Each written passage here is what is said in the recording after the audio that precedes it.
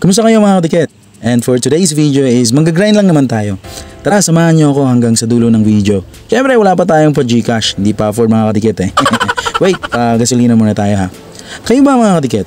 May extra income din ba kayo aside sa regular job nyo? Or may mga branches na ang mga business nyo? Or even part-time or hustle? Kasi nakakatawa lang isipin na lately na pinag-uusapan sa social media ang pag-OT na walang bayad. Well, may kanya-kanyang opinion or perspective talaga ang mga tao dito. Kasi yung isang businessman na vlogger slash influencer slash content creator, ang sabi niya, magandang attitude daw yun na may willingness kang mag-OT na charity. Kasi nga daw, may enhance ang knowledge and skills mo doon. And eventually, mapapansin ka naman daw ng boss nun eh. Pero sabi naman ng isang vlogger slash content creator slash influencer, hindi dapat ganun. Dapat bayad pa din. Ang baba na nga ng pasahod dito sa Pinas eh. Tas charity OT, ano yun? Papulagi lang sa may-ari o sa mga boss? Hindi dapat ganun. Every cents count, ika nga.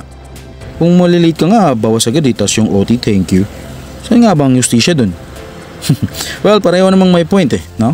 Kung gusto mo talaga ma-promote or may gusto kang patunayan sa boss mo, madalas dinadaan sa sipag sa pamamagitan ng pag-OT.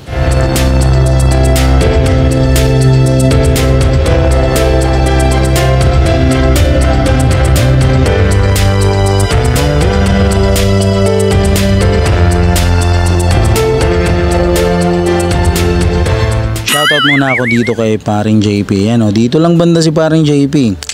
Tagal na namin din nakainom dito. Yan o, dyan lang siya banda. Shoutout sa'yo paring JP. Sana mapanood mo to kahit wala kang Facebook.